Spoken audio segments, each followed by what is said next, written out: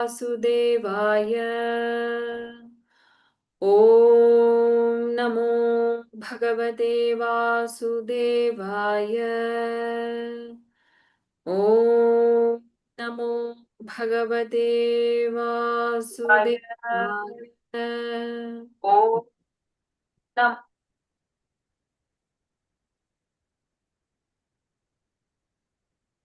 जन्माद्यस्य यतोऽन्वयादितरतश्च अर्थेष्वभिघ्नस्वराट् तेने ब्रह्महृदायादिकवये मुह्यन्ति यत्सूरयः तेजो वारिमृदां यथा विनिमयो यत्र त्रिसर्गो मृषा धाम्ना स्वेन सदा निरस्तकुहकम् सत्यं परं धीमहि सच्चिदानन्दरूपाय विश्वोत्पत्त्यादिहेतवे तापत्रयविनाशाय श्रीकृष्णाय वयं नुमः नारायणं नमस्कृत्य नरं चैव नरोत्तमं देवीं सरस्वतीं व्यासं ततो जयमुदीरयेत्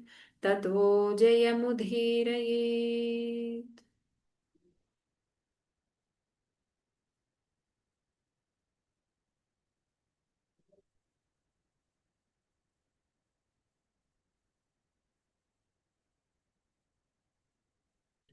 I have to share Aarti. I have to turn it on.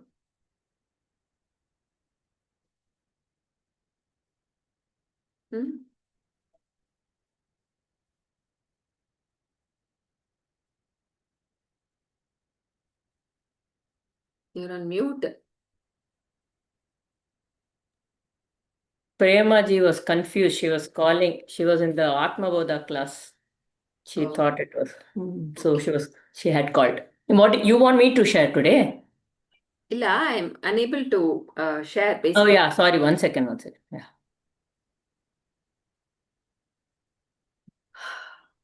Yeah.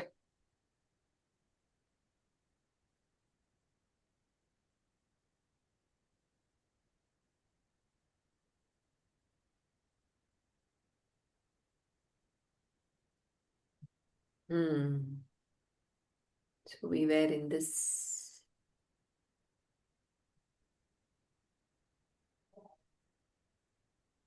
We had started the lunar dynasty.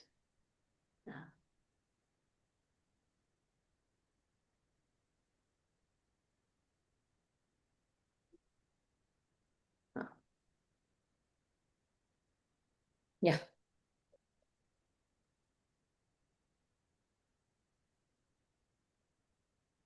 Okay. Shiva, I remember what is all this something. Okay, Soma.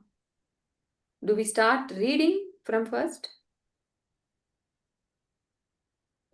Yeah, perhaps Or the maybe we paused here, I think. Mahadeva was grateful to the Rishi who had saved him from Yeah. sorrow. No? From there we can start. That had threatened to overpower him. We were looking at how. Go up a little, no? It is just one paragraph actually. Maybe we can start reading from here. Yeah, we'll start. Chandravamsha. Out of the navel of Lord Narayana was born Brahma, the creator. Brahma had a son by name Atri. Out of the tears of joy which he once shed was born a son to Atri, and this son was named Soma. He was made of Amrita, and Brahma, the creator, made him the lord of the Aushadis, the medicinal herbs, and of the stars. Soma conquered the three worlds and performed the Rajasuya. He was so handsome and so great was his charm that no one could help loving him. In course of time, he became proud and arrogant. And as a result of this, his righteousness was dimmed. Brihaspati, the guru of Devas, had a beautiful wife by name Tara. So, as we read this is the danger with being blessed with so much of, I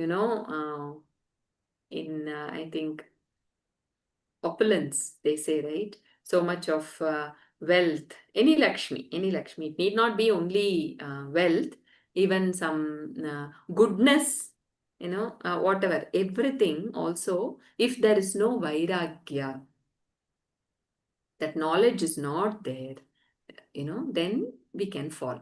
So this is the time where Soma is now becoming arrogant. The arrogance comes if there is no Vairagya.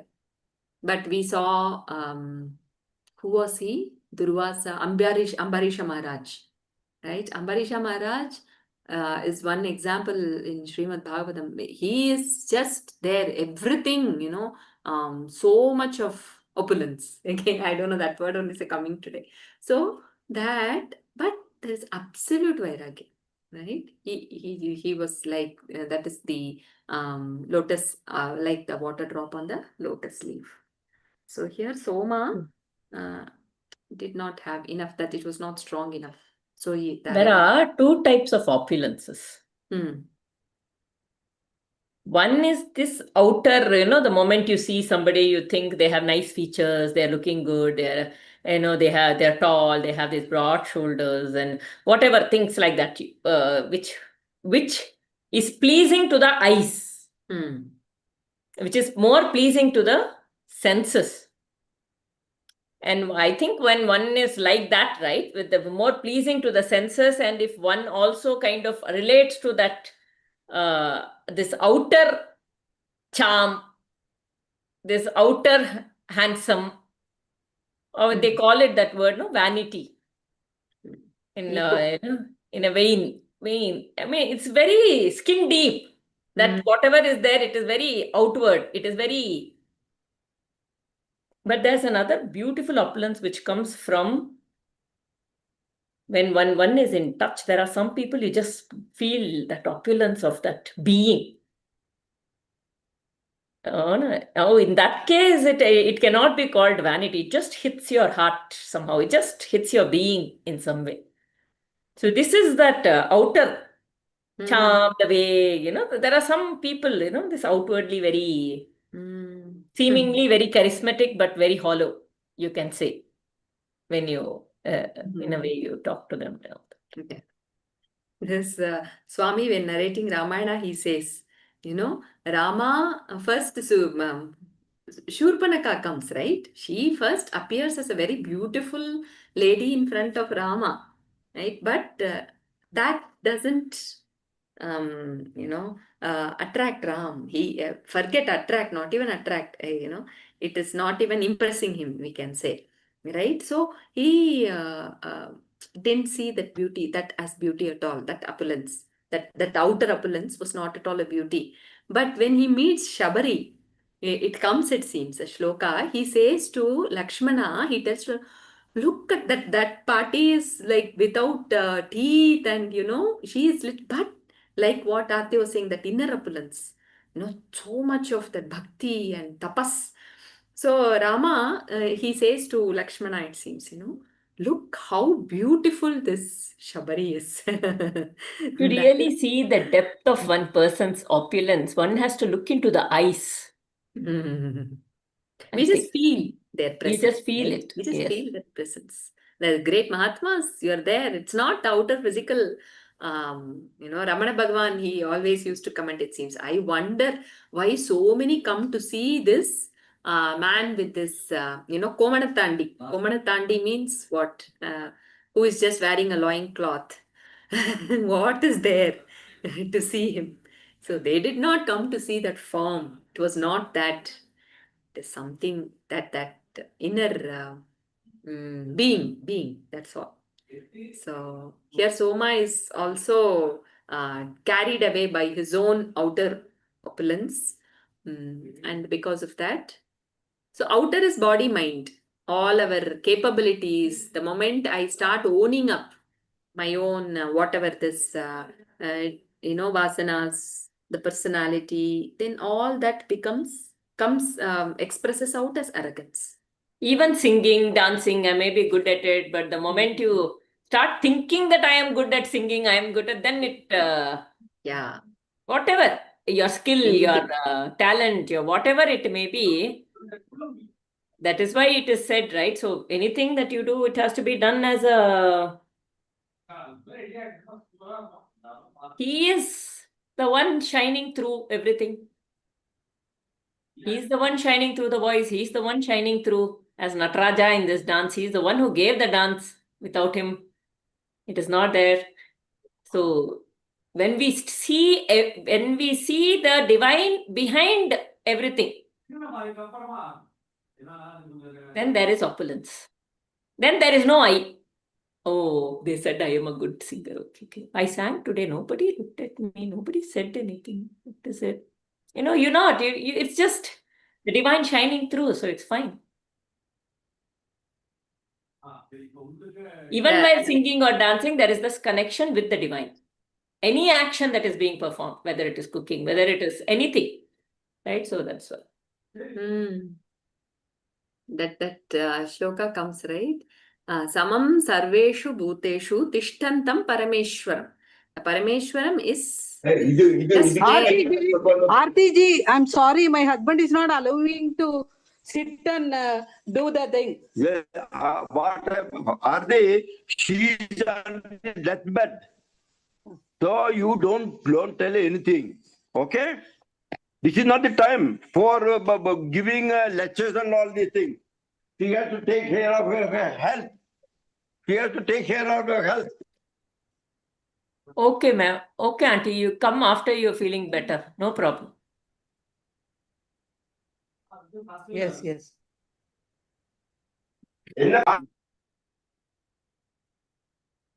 Okay. Hare Krishna.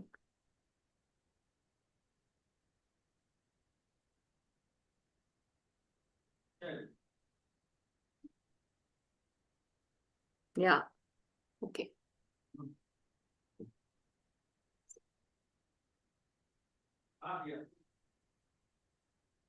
Hello. Hmm. She's there. She's You also. can lie down and listen. Premaji, don't sit down. Maybe lie down and listen. Everybody will feel comfortable at home. Yeah. You've just gone through a procedure, no? They're all worried about you.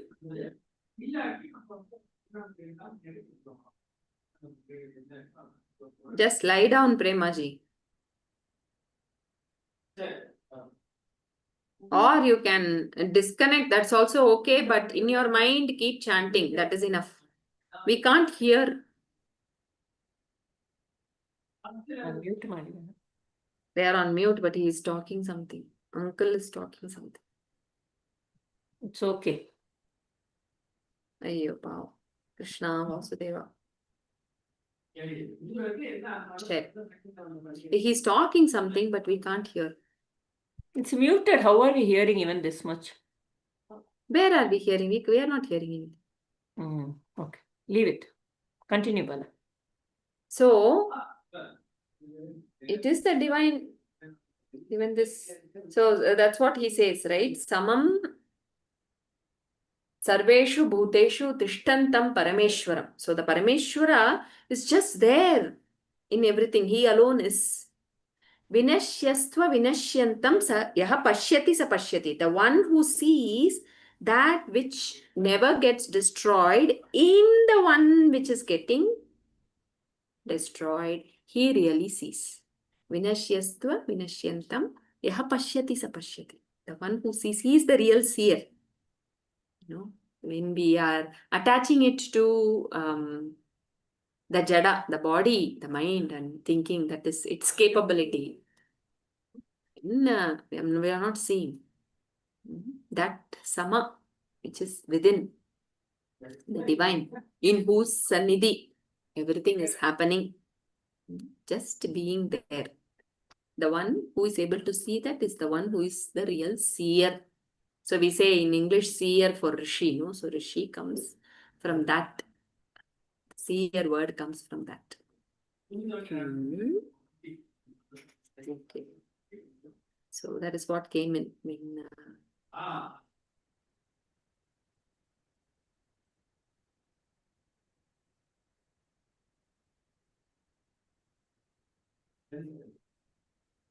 Everything that is happening is in the world is only his Leela. The wave belongs to the ocean. The wave is not separate from the ocean. There is no wave separate, and the wave has to realize that there is an ocean. It's not like that. The wave is only a disturbance in the ocean.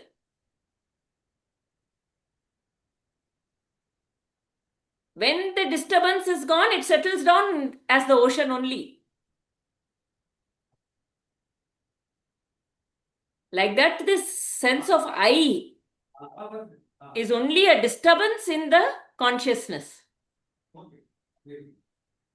When that sense of I settles down, what is remaining is only the consciousness. So the I is an appearance in the consciousness. The wave is an appearance in the ocean. So now for the wave to feel very proud of itself as though there is no ocean and it is proud of itself is vanity. Oh, I am rising so high. All the other waves are looking at me and feeling, no. Where is the I at all? There's no I, there's only ocean. You're just a disturbance in that ocean, that's all. Just to remember this at all point. In fact, even with the knowledge that we know, the wave rises because the tide, if you see, it is because of that moon's gravity, as far as the yeah. And the moon is synonymous with mind. Huh? Yeah, correct. So that is how, some Shakti is working. That's all. There is no I. Some dead thought. And like that very powerful example, I think in some Gita or Narayanam we saw. Say, in a huge place where there's cooking that is happening, there is a head cook. And there are many people who are cutting vegetables, grating coconut, doing so many things, bringing things together. The cooking is happening. So many hands working together. Finally, that head cook comes, and maybe, sometimes he may just add salt, or he may not even do that. He may taste, or he may not even do that. He may just come oversee everything and goes out. But the name goes to the head cook. He says, it is all done. Similarly, this ego is only a thought, a dead thought, and it claims it is so meaningless. So much of prana, lot of forces and energies are coming together, moment for such a huge happening to happen. According to the will, that's what they call as cosmic will, right? Whatever it is, Bhagavan's will. I like to call it as Bhagavan's will. So Bhagavan's will, everything is happening, and there are so many things which are just being in its own yajna spirit, in its own, without having any identity, it is all happening. And suddenly some thought and confusion and ignorance is causing so much of, it's claiming that it has done something which is totally meaningless, like the wave thinking that it is rising. If this talk is happening, there are so many powers of nature, Prakriti, which is coming together in the presence of consciousness. So this sound, all these things are just happening and things are flowing out. Where is this I in this whole happening? It is not there. So who is there to claim? Nothing is there to claim. That's all. So remember, so in the Bhakti Bhasha they say, remember the real doer. That's all. Ramana Bhagavan doesn't even talk about Arpana. He says, just a moment. Remember the real doer. No other thoughts will arise. That's it. The mind is already abiding. So I don't know why we came here. Yes, Soma, because Soma is becoming arrogant, proud and arrogant. So we came there. Yeah. Continue, Arthi. In course of time, he became proud and arrogant, and as a result of this, his righteousness was dimmed. Brihaspati, the guru of the Devas, had a beautiful wife by name Tara that we already read. And Soma took her by force. He was handsome and charming that Tara did not resist him and his love. Brihaspati was extremely fond of his wife. He asked Soma again and again to return his wife, but Soma refused to do so. As a result of this, there was a war in the heavens. Shukra, the guru of the Asuras, had never been fond of Brihaspati. And so, when this incident took place, he took sides with Soma. And naturally, the Asuras sided with Soma. Mahadeva sided with Brihaspati, and who was the son of Angirasa. Mahadeva had great respect for Angirasa. He almost considered him to be his guru. There was a reason for it.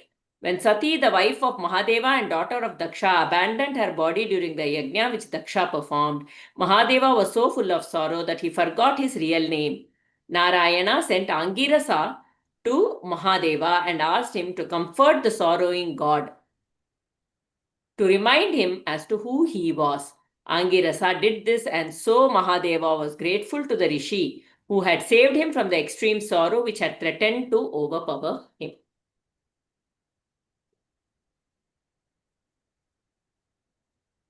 Indra with all the devas took sides with Brihaspati, his guru, and the war was quite intense. It seemed as though both the hosts would be destroyed, all because of the arrogance of Soma.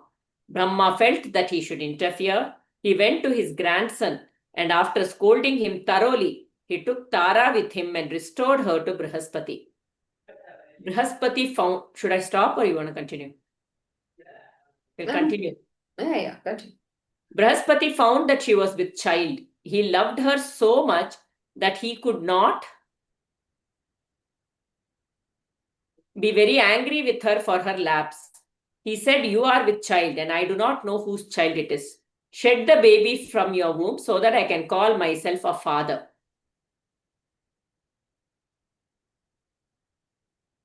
"You are a woman and I will not curse you. Do not be afraid." The child was born. It was a boy and it was very beautiful. Brihaspati became very much attached to it, and Soma also. He claimed that the child was his. But the men were quarreling, both the men were quarreling over it. The rishis and the devas questioned Tara, but she would not reply, overcome as she was with shame. The newborn child began to speak and he said, "Woman, why do you keep silent? You have been unfaithful to your husband and now you refuse to speak when he wants to know the truth about me. Tell me who I am." Brahma took her side and asked her in secret who the father of the child was. After a lot of coaxing, she replied in a soft and halting voice that Chandra, Soma, was the father. Chandra then took the child with him. Brahma was amazed at the righteousness of the newborn baby or born child who wanted truth at any cost. He was so wise, and so Brahma called him Buddha, the one who knows. Lot of... Okay, this is a lot of stories. Is it the same planet, Mercury? Buddha? Yeah, Buddha is Mercury, Chandra. all planets and Yeah, Brihaspati is Guru, Jupiter. Right? And Soma is the moon, Chandra. Shukra was there, right? In the beginning. Shukra was Venus. And Shraddha Deva, the son of Vivasvat, the founder of the Surya Vamsa, was childless for a long time. He requested his guru Vashishta to perform yajna in supplication to Mitra and Varuna. See, all these, whatever they are talking about in this whole thing, it can indicate a planetary position also. When it is something like, when the Soma has taken away some star, Tara, and which actually originally belonged to, who was it? Brihaspati, Jupiter. When that happened, it can be, these stories. Astronomical happening, Huh? Maybe some astronomical happening. huh? To talk about a time period as well. Because when we look at all these planetary position, many of these times, even story of Agastya and all is all about constellation. When he moved from the north to the south, he's crossed the Vindhyas, and all of those stories are actually, it is a story of the movement of the constellation, or rather something like that, some change in constellation, in fact. So this could just predict a time period according to astronomical. So Shraddha the son of Vivasvat, the founder of the Surya Vamsa, was childless for a long time. He requested his guru Vashishta to perform yajna in supplication to Mitra and Varuna. His wife, however, wanted a daughter. When the yajna was in progress, she asked the Hota to make her wish to come true. The Hota obliged and a daughter was born. The king was very disappointed and asked Vashishta how it could happen. The guru told him about the Hota changing the incantations in order to please the queen who desired a daughter to be born. The girl was called Ila. Vashishta told the king that he would, with the power of his tapas, make the child change sex. The girl became a boy as a consequence of Vashishta's power. The prince was named Sudyumna. Once the prince had gone out hunting in the northern direction. Under the slopes of the Meru mountain nestled a coppice. And when he entered it with his companion, Sudyumna realized that he had become a woman. His horse had changed sex also, and his companions too were in the same plight. This was because of the curse of Lord Mahadeva. Once the rishis came to the forest to worship Mahadeva, who was staying there. He was, you stop me if you want to say something, Bala. No, I am amazed by the story. Yeah, me too. Actually, I've never heard this before. I was like, okay. Okay. Once the rishis came to the forest to worship Mahadeva, who were staying there. He was, as was his custom, accompanied by Parvati. The rishis, in their eagerness to see the Lord, entered his presence without announcing themselves. Parvati was seated on the lap of Mahadeva and she was not dressed. Seeing the rishis, she was overcome with shyness and covering herself with her cloth, she left the lap of Mahadeva. The rishis felt embarrassed and went away from there. They went to the ashrama to Naranarayana. Lord Mahadeva, to pacify his concern, pronounced a curse saying, those who enter this forest will become women. In course of time, no man would enter the forest because of the curse. Vashishta prayed to Mahadeva to help the young prince. The Lord then said that he would be a woman for a month and a man for a month, and so he lived till he gave away his kingdom to his son and went to the forest to perform tapas. Sudyumna. When Sudyumna was wandering in the forest in the form of a woman, Buddha, the son of Soma, saw a beautiful woman and fell in love with her. Sudyumna was Ila for that length of time. A son was born to the two, Buddha and Ila. This son was named Pururavas, and he was the first king of the race of the moon. Oh, this is how the moon race comes. Chandravamsha coming out. Why Vedavyasa has put so much of, we don't know. Anyway, but it all came with the confusion between the husband and wife, the queen and the king, I think. Yeah, this was a bit messy. Now was Ila for that length. Okay. So Pururavas, the first. Pururavas. You continue, Bala. Do we continue? Anybody wants to share anything? Okay. The first lunar dynasty, because it's between Soma and Ila. Ila was born to Buddha. Buddha's who? From Surya Vamsha. So Ila is from Surya Vamsha actually. No, Vivasvat. Vivasvat is Surya. Okay, Shraddha Deva's son is Ila or Buddha. He keeps becoming Ila and Buddha. And that Ila. No, Buddha's son becomes Ila and Sudyumna, or that person. Budava, like this one, Shraddha Devasi. So he is the Suryavamsa king. Shraddha Deva is the Suryavamsha king. Hmm. So Vashishta only changes his this girl to the boy and name. Shraddha Deva's child Yeah, is that Sudyumna. yeah, That Ila. Sudyumna keeps changing as Ila, Correct, girl and boy. correct.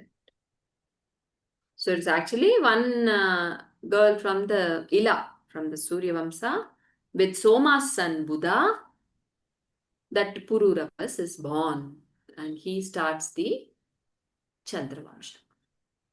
Okay. Pururavas had inherited the wisdom of his father, Buddha, and the handsomeness and charm of his grandfather, Soma. When his father Sudyumna left the kingdom in his hands, father, Ila mother, no? Okay. And went away to the forest, Pururavas began to rule the kingdom well. His fame spread far and wide. Once in the court of Indra, Narada was speaking about the greatness of Pururavas, about his handsomeness, his nobility, and his righteousness. He said that all the great and good qualities of a king were found in him. Hearing the praises of the king, Urvashi, the divine dancer, fell in love with him. When she found herself pinning for the king, she came down to earth. She went to the presence of Pururavas. He was taken aback at the sight of so much beauty. His eyes were drinking her in beauty, and his voice was soft when he said, "Please be seated. Tell me what I should do to please you." She stood silent, and her eyes spoke volumes. The king felt that he would not be given those looks and loving smiles unless she was also interested in him. He said, "I'm enchanted by you. Will you become mine?" Urvashi said, "When such a handsome man like you is standing before me and asking me if I will become his, can I refuse? I do not think there is any woman on this earth or in heavens who can resist your charm. My mind and my eyes are lost in you. I have come to you with a heart full of love for you. But then there are two conditions which you have to fulfill if you want me to be yours." The king said, "Command me, my love, I will do anything you say." She said, "These are my pet goats. They must be protected. And again, you must promise me that no harm will come to them. The other condition is, I should never see you without your clothes except when we are making love. If you agree to those, I will be yours. Also, I will eat nothing but ghee."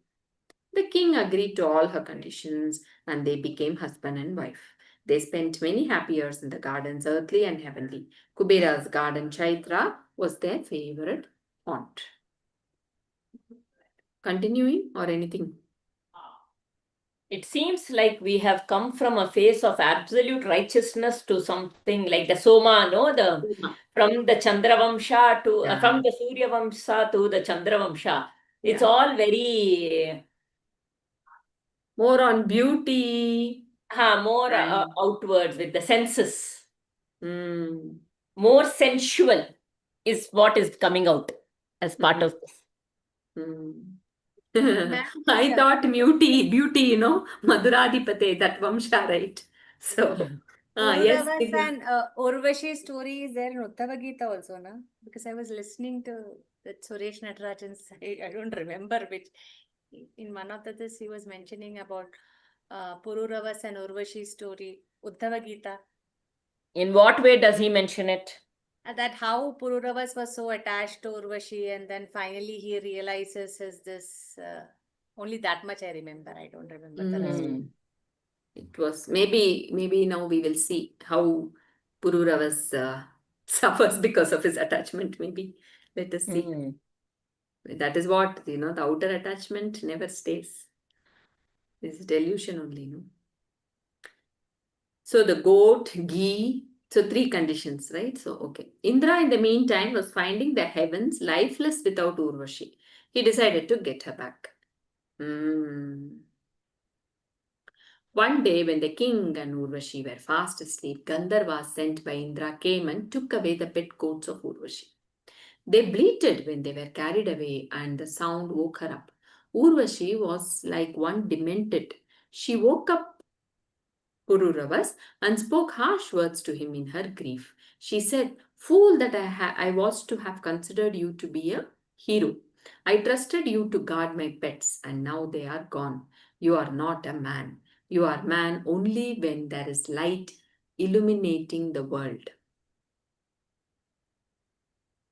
At night, you sleep like a timid woman, afraid to go out and rescue my goats. I have been deceived." Touched to the quick by her words, and King leaped out of his bed and grasping the sword in his hand, he rushed out in pursuit of the thieves. He had no garment on. Just then, because of Indra's trickery, the sky was lit up by a brilliant streak of lightning. The Gandharvas left the goats and vanished. But Urvasi had seen the king when he was naked, and she too disappeared. The king came back and found that she had gone. This is like that Ganga in Shantanu, no? Mm. Yeah, How but much we I get have never. deluded that we have the power to do something and we give promises. Something that is what is coming up for me. This man, in just a matter when Indra wanted Urvashi back, that's it. That higher power now made things happen very easily. So, how this body, at the body mind level, we are just, puppets. When we are infatuated, this is what happens, no? Mm. Anything that you're in that infatuation, yeah, whatever is that infatuation, it is promises are made, but they are all very outward, Absolutely very no. they're not actually permanent. And then when through infatuation you come together, you also it doesn't last. With all these promises, fake promises, I will protect your goat always. These kind of promises, in a way, it is no, I will get you the moon. Kind of, we have seen those, some of the movies and all that. No, those very, so in fact, when we look at this love, right, the romantic love that we so-called it is called, when people meet, that is something that is there initially when we are young, just so a relationship can be formed. And it doesn't last forever. You can't base a relationship based on the feelings you feel, fleeting feelings that you feel at that point in time. Because it will not, it is definitely set to fail only. It cannot last forever. The real love that is called the Shringara Rasa. It is a rasa. That is not love. It is that Shringara Rasa which appears as though, I feel that, I remember once we had this very long back, we had Mukundji, Raghuramji and all in one group.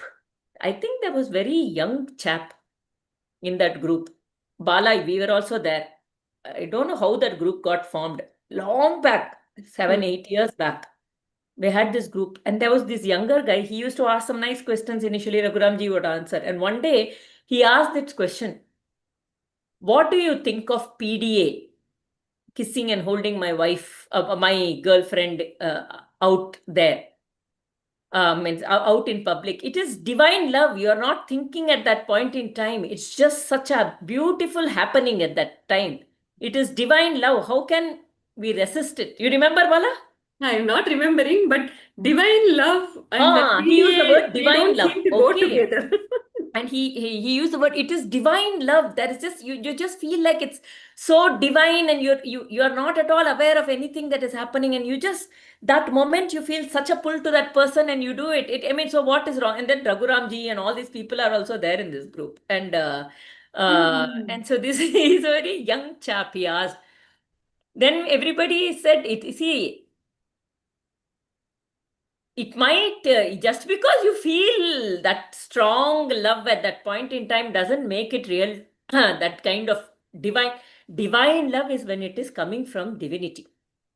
Only that love is much beyond the senses and the mind in a way. And then what we are doing, if we are immediately acting on it as though it is a PDA, what we lack is self-control. We are not aware of our space. There is absolutely no awareness of where I am, what I am, and it's a compulsive behavior. But at that age, it can happen. And it has been there also for a certain reason. Okay, but thankfully in our society there is it depends upon society to society. In our society, it is not very encouraged, supposed to be in the private. So that puts a boundary for us. It is a boundary. The society puts a boundary of what is possible, how much is okay, how much is not okay in that way. So this divine love that it feels this, even these people when they are making all these promises, I promise to take care of your goats, I promise, this is all like that false feeling of the divine love, which is that infatuation in which it can happen. It is there for a while, and then people crave that feeling again and again and are wondering, why am I not feeling that same kind of love I felt at that time? Whenever I used to call, he used to pick up my phone. And now after marriage, whenever I call, I make sure he doesn't pick up the call at all. I'm just, it has become the opposite. That is meant, that Shringara Rasa is meant to create a bond, because otherwise all our bonds are with blood relations, in some of the form of blood relations. And this deep bond is formed for a certain reason, because this relationship is supposed to be there for life. Now to expect that initial couple of years or 1 year, that period, that phase cutting forever is not being very intelligent. This whole thing, just to go a little away from the story. Of course, the topic is the same. So they say mind stalls. Look, it stops. The thoughts producing machine just comes to a pause, looking at three things. When it, one is beauty, then shelter, security, basically security. One more is there, maybe power. I don't remember. No, power, security, and all should be the same. What else? Sat, Chit. One more, okay? So here, if we take this beauty, taking this example of the Shringara Rasa only, okay?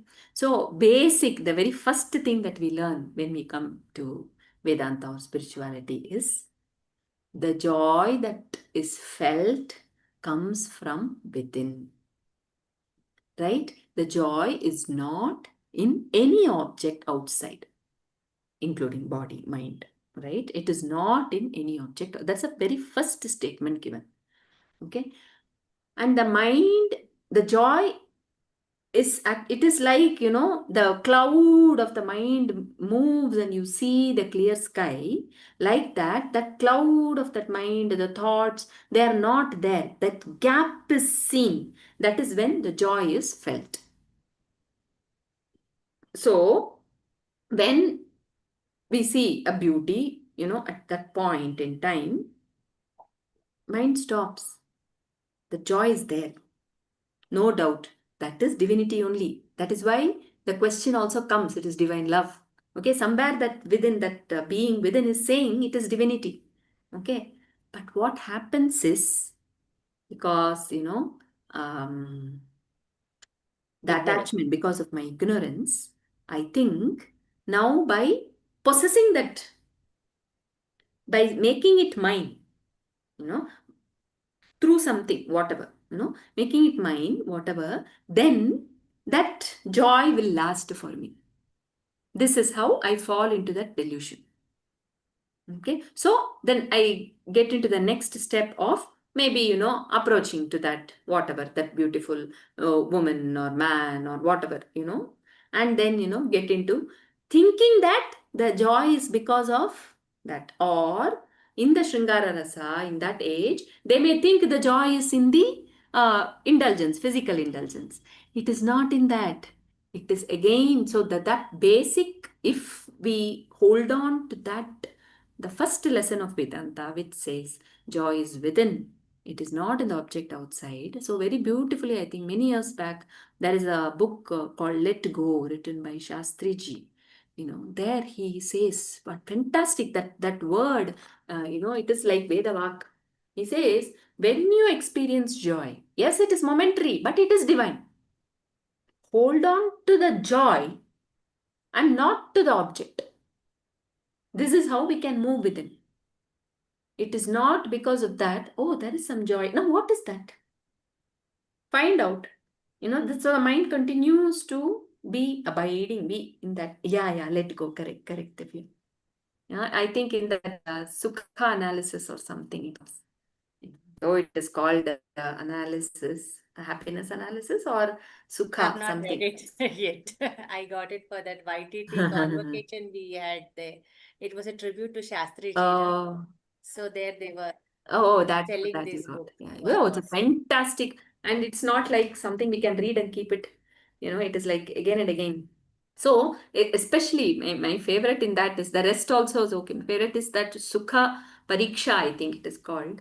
There he says, when the joy, is there, hold. So it is because then we are holding on to the joy there, and you leave the object. So for all this, the buddhi must be there. Buddhi must have that knowledge. When the buddhi is not equipped well, then we do not know, the path. That is when, that is why the boundaries are put for us in when it is so like that small sapling, when that sapling is there, it needs that outer fence for it to grow. But once it becomes a tree, boundary is not there for senior citizens. Nobody has to come and tell senior citizens no PDA. At least we have not gone to that thing till now in our country. I don't know. So this at that age, like what Arti was saying, that rasa do come in. It is just the manifestation of the divine only. Yeah, but we are not just that. Okay, there are so many things. Buddhi, everything comes when we are in the society. When one is aware of all that, then the one knows to hold on to that joy and just be there and not get carried away and start taking action. That whatever the decision making buddhi is empowered. So it's very important to empower the buddhi parallelly, I think, when children grow. That is why So the same thing, what Bala was telling, right? It's so beautifully, the Anadi Ashrama's Guruji, he's called Adiji. They are Adiji and Matrashri Smritiji. So Adiji actually went to the US to get some kind of, he went to do his MS. And after he finished his final exam, he came back and he so rigorously studied, and he came and just slumped on his bed, and some experience, he just went into something for 3 days, he didn't wake up kind. Okay, and his friends thought something was wrong, and then he went there to become a billionaire, but he then returned from there to India, and he has a friend who has gone on to be a billionaire, is how he says. So when he came back, he says he started teaching in Mata Amritanandamayi college in Coimbatore. There he met Matrashri Smritiji. And the same thing he says, he felt that she is the one for me. She is the one to share my journey in this life. That was such a very different way of knowing, she's the one for me. The way, because he got married after this experience, he read through, he said he had no idea, he had not studied anything about the scriptures. And then all that experience, his friends were taking him to one doctor after another, asking what is wrong. Nobody could find anything. And then when he started reading, he found a lot of answers for what he was going through in our scriptures. He got clarity, he worked towards that, and now he is taking this up. That's what, and he says, this is what he said. I knew she's the one for me. And together, the two of them are like Shiva Parvati only. In a way, they're taking everything forward so beautifully. So I'm just saying, even in that whole thing, how as though this is the purpose of my life will be met by this. That is another thing. And, like this, I will promise you to rescue my goats is very it's such a very example itself is to show us the futility of something. So how would I put it? So Yeah. flimsy in a way, Very shallow. shallow. In fact, Shantanu also knows, so overcome by that beauty of Ganga, right? He just said, okay, okay, whatever conditions, okay, okay, okay. Right? It is very, very instinctive. It is very Mm. instinctive, actually. Mm. Yeah. Yes. Now, see, with so much of delusion, that attachment, and when it is taken away, it becomes so much grief just from that one peak fall to that with the same amplitude. If you see the wave, no, in the same amplitude it is in the negative side, the trough, or even more amplitude, we can say it falls. That is And why it's a very good example to tell youngsters. yeah. If somebody is putting so many conditions, Mm. Yeah. right? And Sapchu, what are the kind of conditions? It's a very good way to really understand, the maturity of a person or the wisdom of the person. Just on a lighter note, a few months ago, a few of our cousins had come home. They all are of our age. Okay, so they were talking to our kids. Kids meaning what?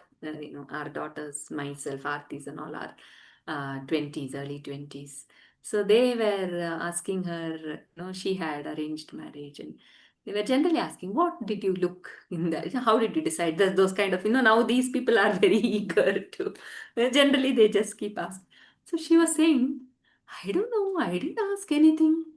Uh, you know, no, nothing came in my mind. And then she said, one thing he told me was, see, I am the eldest son in the family. I have to take care of my parents. So if for that reason, if I have to come back, he was in UK. If I have to come back, I'll come back. So something like that. That was the only thing, something he had told. And then after that, they just liked and they just decided to get married.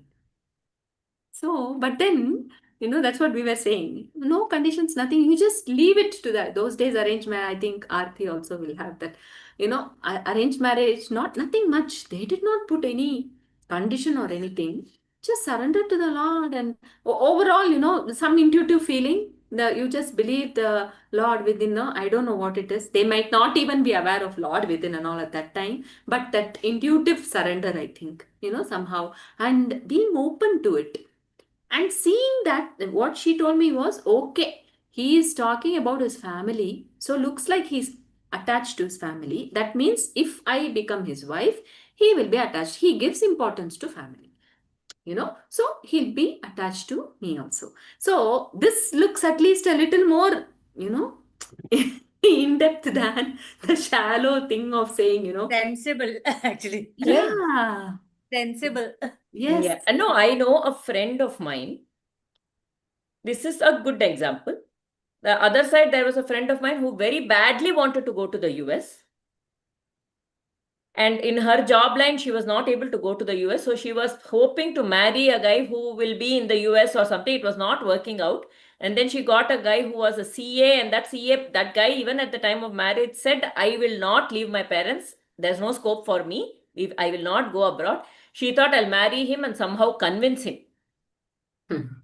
She went on that honeymoon, and there some condition she has put. This guy totally did not accept. 15 days they lived together. They got out of the marriage because this did not. And then she came to the US. They had divorced, and then she came to the US and said, I feel like I was born to come to the US. Okay, so your priorities that way. You can't use marriage as a way to get your see, all these are some of the mistakes that youngsters, I have a certain dream, I want to fulfill it through this, rather than looking at this person as a life partner. Yeah. So this is probably something like what like the rescue my goats thing. Okay, and on the other side, I have heard another person saying, you know, I don't know, I and my we got meeting, and one of the things he just said, you know, if at all there is a marriage, then we will look after everything. That we, when he said, that other lady thought she was very spiritual. She said he has mentioned we, so she took that as a sign. It clicked for her. It is so, I mean, there's no reason, but it was something deep that it touched her. Yeah. That he mentioned that we. So, you know, then it's just like she looked at it as a sign that it is God's permission. It's God's will that we should get married. So somewhere in the whole thing, if God appears, right, That's it. as the divine will, then you go ahead. That is what we need to. Even when the children are young, somewhere that God's will has to play. The thought that God's will, or I will get my desire fulfilled, then it is all going to be very narrow and flimsy. And we are sure for suffering. That's Yeah. all. Nothing else. What will happen will happen. It's anyway his will. But we are sure. Even trusting your parents because they select you to marry this person, you see that what they say is correct, and what they come from Yeah. a place of wisdom. At or- that age, Somehow, yes, if that it is faith also- comes in, no, out of Yeah. faith, I'm doing it. That faith can be in their mind the object as parents or this or that. Yeah. But if the For faith me, is it was playing a role, parents. no, it will. It usually gives It peace. will. Yeah, doesn't give so much suffering. See, we don't go with so much expectation, right, in the first place. So where is the point of getting disappointed? Mm. That's all it is. You know, anyway, okay, we can say if they are whatever karma theory, who is with who, all that. That is all different. It's a different thing. But then anywhere when the We should expectations are read this low, story to our children, Allah Bala. I'm just thinking. they may hold on to something else. Yeah, I know. Yeah, Now yeah, no, they're no. But yes, I think it can be read. It's a very it's just coming to me. interesting one for them also, actually. Yeah. To even know such things are written in Bhagavatam. Yeah. Mm. Yes. Okay. So now the suffering of Pururavas. That's the thing. You know, the more attached, the more there is expectation, the tighter their bondage. Suffering is suffocating, I think. That's the So problem. there is an expectation that comes with a desire. Now that expectation is put on the spouse, and now the spouse, whenever there is an expectation, there is dvandva. Either it will be fulfilled or it will not be fulfilled. If it is fulfilled, I am very happy. If it is not fulfilled, I am very disturbed. Now this puts a lot of expectations on the other person,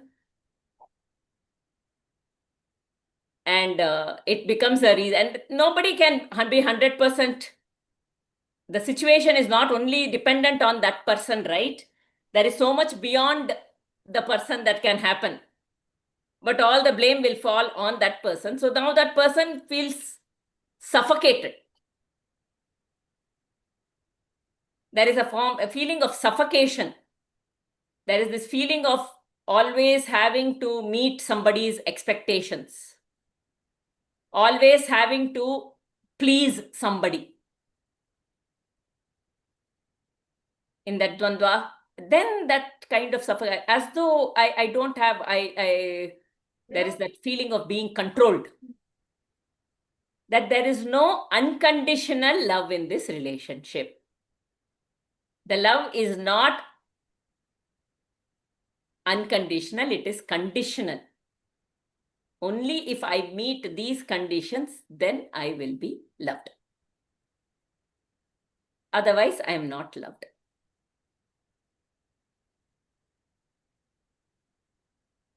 The base for any relation is this love, this Shringara love that comes and we take up, no? That is not a good, that is okay, but even with that, the buddhi should work. Maybe there is some attraction somewhere sometimes. But even with that Shringara rasa, that rasa is just coming, at the end of, behind it, the buddhi should work.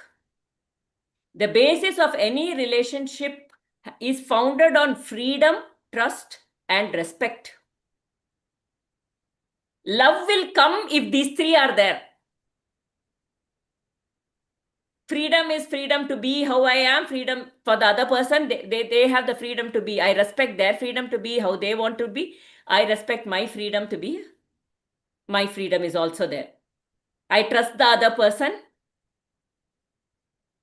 I trust myself. I respect the other person for whoever they are. I have no need to change them. I have no need to control them. And I respect myself. If these basis is there, love will automatically, all the unnecessary things will be moved out and love will shine through.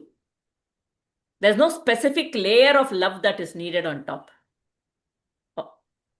When respect, freedom, and trust are there, the love will shine through.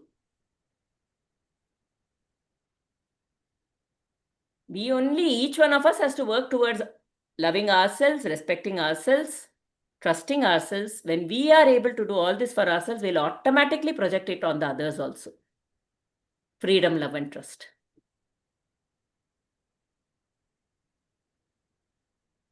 And the love will shine forth in that whole relationship. Every relationship, whether it is between a spouse, whether it is between a parent and a child, trust very, very much necessary. Even if the child fails sometimes, even if the child ends up doing something wrong, something behind my back once, we can't lose trust. The trust has to be a foundation. It was some small mistake.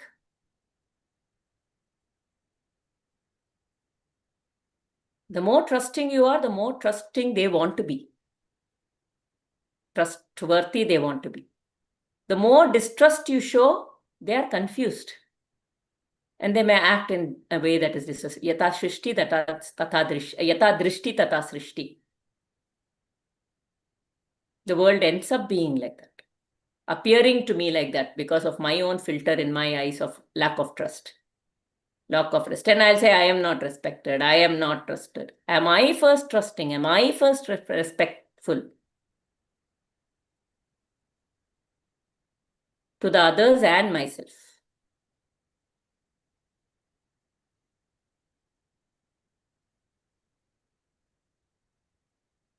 And these three, freedom, trust, respect, all these comes in only when, coming to the Ramana language, when the I subsides.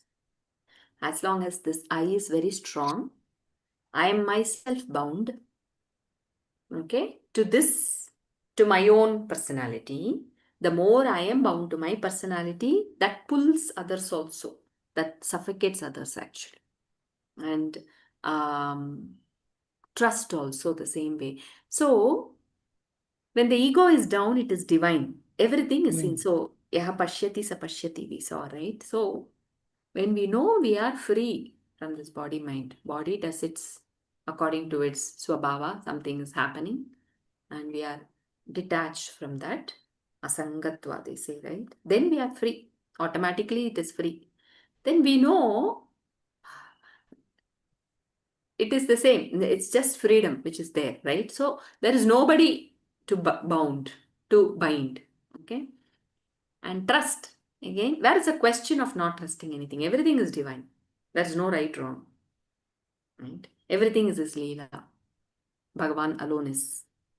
So again and again, bringing the mind back to the divinity at his feet brings all this automatic respect. There is a question of disrespect, right? Everything is divine. So it is moment by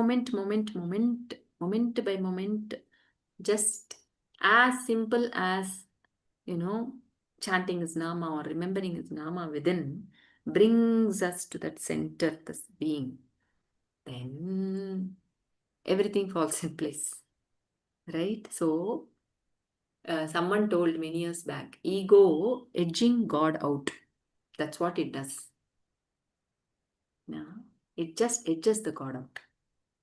The moment from somewhere, it is just the habit of the mind, nothing else. Just when it arises, look at it as Shakti coming up. We have divinized it. Done. Over. It is very beautiful to center ourselves that way. That is divinity. All this, we are free. What is that? They say Nitya, Buddha, Shuddha, Mukta, Atma. That's it. And know that we are We are. Nitya, Buddha, Shuddha, Mukta, Atma. Everything else is only layered on that. And those are not me. Those are impurities, dust particles settled. The real self is this Nitya, Buddha, Shuddha, Mukta, Atma. That's it. That alone is. So, we saw, right, in Gita class, it is so powerful. Swami writes saying, do not accept anything else. As you. Yeah, anything else exists. There is no existence for anything else. It's all like what you were saying, appearing. Something is appearing. So someone asks Ramana Bhagavan, okay, you are saying self alone is, but teriyarade Bhagavane, I am seeing the thoughts. Okay, I'm seeing this body. All these are there. I'm seeing the mind. I feel the presence of the mind. What to do? Bhagavan again says, Illa oi. No, it's not there. Again he asks, no, I am able to feel. I'm able to, perceive. I'm able to see. He says, he looks at him straight and says, Irukku na irukku, illa na illa. Your choice. You want to be centered? Do not accept. Be in the center. It is like Suffer. coming into a dark room, looking at a rope and saying it is a snake. Hmm. And if somebody is saying it is not a snake, oh, it is a rope. I say, no, but I can see the snake, I can see the snake, I can see the snake. That little room of doubt should be given. Maybe it is not a snake. And then that chance for the light, we will go and switch on the light and see properly. That little doubt, the important thing is to not conclude that the thoughts are real. To not give it reality. If there is an element of doubt, we must keep with every single thought, good or bad, liking or not liking, pleasurable or painful. And then switch on the light. And it will say, this is only a thought, it's only an appearance. And it will even dissolve. Gone. No room for it anymore. Reject it. Don't say, why do I feel so disturbed? No, disturbance is in the mind. You are not the mind. You are the Nitya, Mukta, Shuddha, Atma. There is no disturbance in that. Firmly be established in that. Yes. See, it is actually a very, it is foolishness because we want to be free. We adore and admire, or, the Krishna, Rama, all the great saints. Why? Not because of the way they do something, or we adore and admire because we are seeing somewhere, that freedom in them and that desire. We want to be that. We want to reach that somewhere. That is there, but we refuse to listen to what they say. They are just sharing their experience. They are saying they totally reject the mind. They say they are the Shuddha Buddha Atma, and they say you are also that. Now I refuse. Right? So this is what is foolishness. That Shraddha has to come to completely believe. Then, they say, right, a Deshika is the one who points out. He says, look, you are the truth. So, take the words of that Deshika to be truth. He has told. One of, I think, Bhagwan's or Ramakrishna's disciple, I don't know, don't remember. So he had not studied anything, Vedanta, Bhagavad Gita, nothing. In fact, um, he was not even bothered about bhakti, mukti, all those things, nothing. But total devotion to, I think, Bhagwan only, maybe somewhere I heard. So someone asked, but then he was so peaceful, very centered, full of joy and love, and in his presence, everyone could feel that. So what was his strength? He says, nothing. If Bhagwan says it is daytime, even if my eyes looks it as dark, if he says it is daytime, it is daytime. That kind of faith, if it is there for somebody, then we will know this is just a snake on the rope. We don't even need to go and switch on the light. But there's one thing that 32. Okay, we'll stop. So there's one thing that, like what Aarti was saying, doubt, that little bit of doubt. Even that is grace. It comes with grace. Okay, when there is a doubt, so that's why Bhagavan says, doubt the doubter. He goes to the root. He says, now who is telling there is a snake? Just this little ego. How much this ego knows? Doubt it. The moment there is a doubt in the doubter, then we will at least, say, okay. Whatever this is blabbering is a blabbering. Let me listen to someone who has walked the path, showing the path. That's all they can do. Then we need to walk the path. So that way.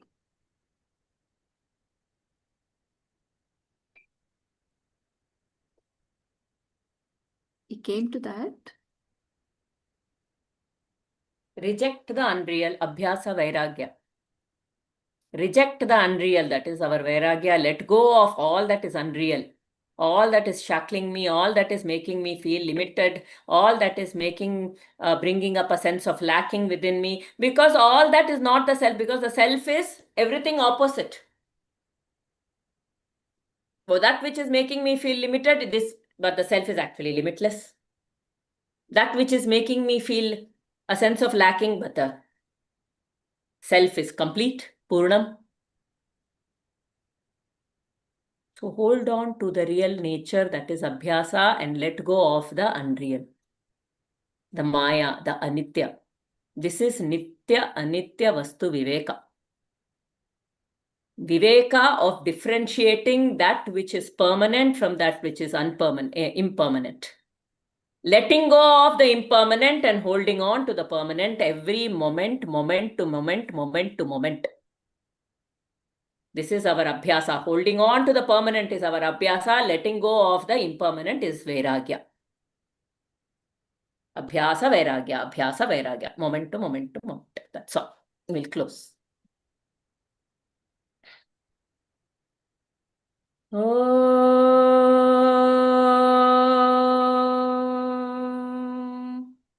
Asato ma satgamaya, tamaso ma jyotirgamaya, mrityorma amritam gamaya, sarve bhavantu sukhinah, sarve santu niramayah, sarve bhadrani pashyantu, ma kaschid dukkha badhavet. Om Shanti Shanti Shanti. Harihi Om. Shri Gurubhyo Namaha. Harihi Om.